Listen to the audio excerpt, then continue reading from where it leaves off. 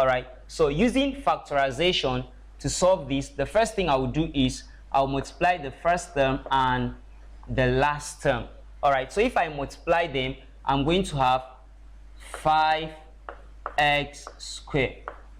That is, x squared times 5x will give me 5x squared. All right, the next thing is I'm going to look at the factors of 5x. What are the factors of 5x? I know that I'm going to have, okay, factors of 5.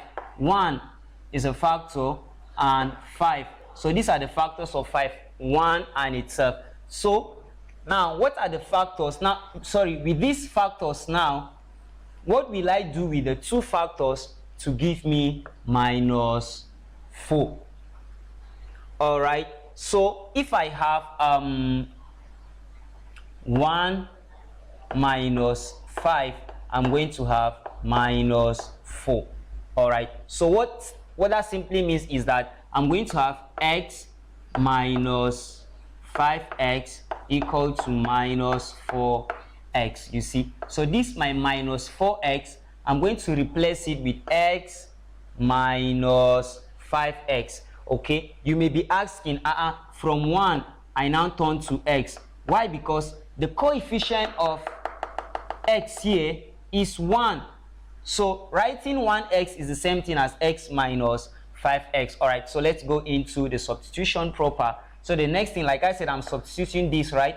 Replacing minus 4x with this. So I'm going to have x squared plus x minus 5x minus 5 equal to 0. This minus 5 is the one in the question. All right, so the next thing is grouping.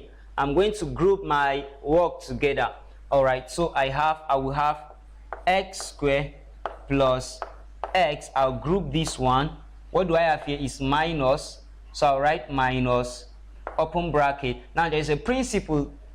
If you have a minus here, it's going to affect this one. So I'm going to have 5x plus 5 equal to 0. Reason being that if I'm about opening this bracket, I'm going to multiply everything by minus. So minus times 5x will give me minus 5x. Minus times plus 5 will give me this. All right, so the next thing, I'll factor out what is common in the two brackets. What is common here is x. So factor x out. I'm going to have x plus 1, close my bracket. All right, minus what is common here is 5. 5 open bracket x plus 1 equal to 0. All right, so you notice that my two brackets, they are the same, x plus 1 and x plus 1. All right, so that's mean I'm using one of the bracket. So what I'm going to have is x minus 5, that is what is outside, and one of them, which is x plus 1, equal to 0.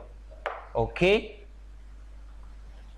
so the next thing is I'm equating everything to this 0, which is x minus 5 equal to 0, or x plus 1 equals to 0.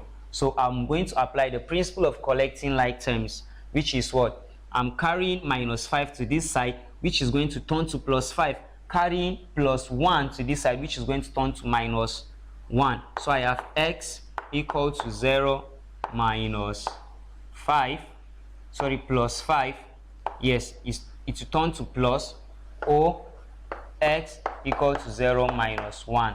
All right, so my final answer, x equal to 0 or x equal to minus 1. These are my values of x. All right, very simple and straightforward.